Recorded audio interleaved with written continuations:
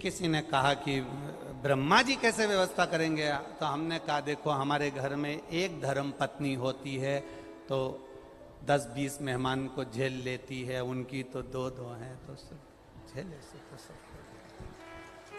ब्रह्मा है वो, ब्रह्मा साधारण नहीं है।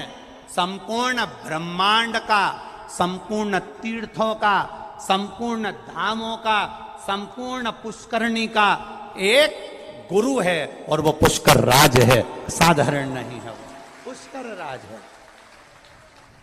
अब हम ब्रह्मा जी के घर नहीं आए, हम अपने गुरु के घर आए। अब गुरु के घर जाते हैं तो सारी व्यवस्था कौन करता है? उसके भरोसे आए हो, उसके अनुसार आए हो तो उसके भरोसे पर रहो, साधेगा वो,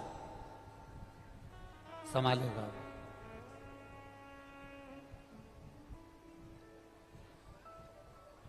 ब्रह्मा जी ने कहा आपके पिता कैसे दिखते हैं?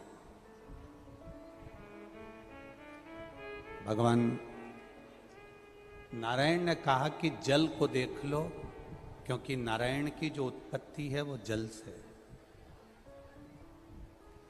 जल में जो अयन करे वो नारायण। तो कहा जल को देख लो, वही शिव है। जल शिव है, हाँ, सब में रमा होता है, सब में।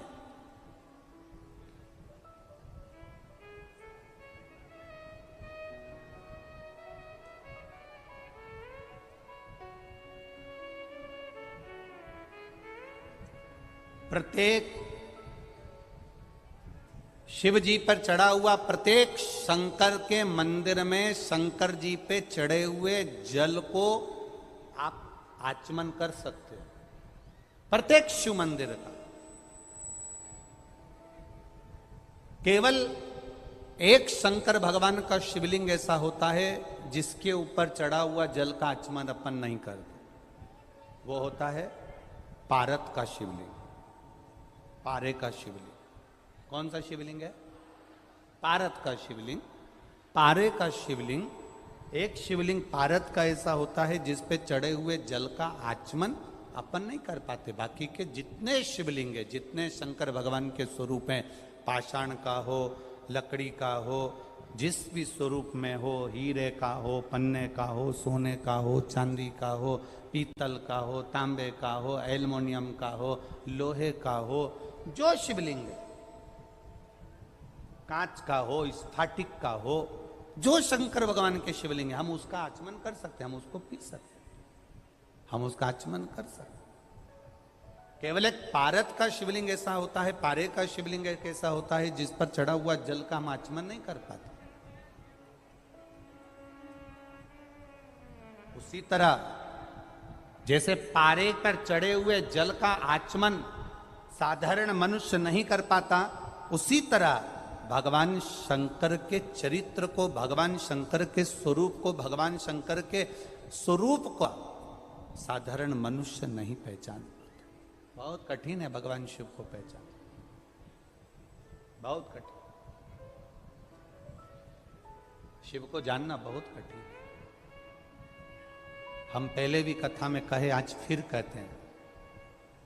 आप लोग तो आ गए यहाँ कथा सुनने के लिए, कथा सुनकर 7 दिन में, आज 5 तारीख है, 11 तारीख को आप लोग चले भी जाओगे, पर तुम्हारे आने से सबसे ज्यादा चिंता अगर व्यापती है तो मेरे देवादिदेव महादेव को लगती है, सबसे ज्यादा चिंता उनको लगती है। कारण क्या है?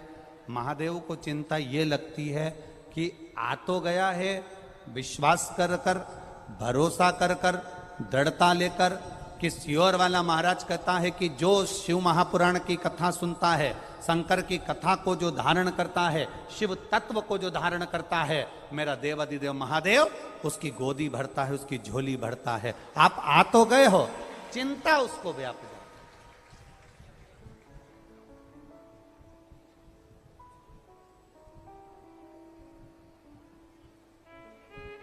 ये पुष्कर का मेला ग्राउंड, पुष्कर का ये मेला ग्राउंड है, ये कितना बड़ा है। और परंतु तुम जहां चले जाओ, जहां अभी हम आ रहे थे, हमने देखा कोई वो ऊंट चलाने की गाड़ी होती है ना, है क्या बोलते हैं उसको, छकड़ा गाड़ी। अच्छा, तो ऊंट की जो गाड़ी होती है, हाँ, इतने चतुर लोग कि वो उन्होंने देखा ये पंडाल पूरे भरे पड़े हैं, जगह नहीं मिल रही है और लोग जहां तहां बैठे हैं, तो वो छकड़ा गाड़ी को यहाँ बाजू में लिया है और उसके नीचे घुस के बैठ गए। बताओ उसका करे, आधे उसके ऊपर बैठे, आधे उसके नीचे बैठे, और ऊंट के पत्ते ठिकाने नहीं। अब ऊंट कहाँ गया वो अब मालूम। परंतु सबसे ज्यादा खुश आज ऊंट भी हुआ होगा। ऊंट इसलिए खुश हुआ होगा, कम से कम 3 घंटे की छुट्टी, अपने को चलना नहीं पड़ेगा हो, तो ऊंट को भी खुशी है।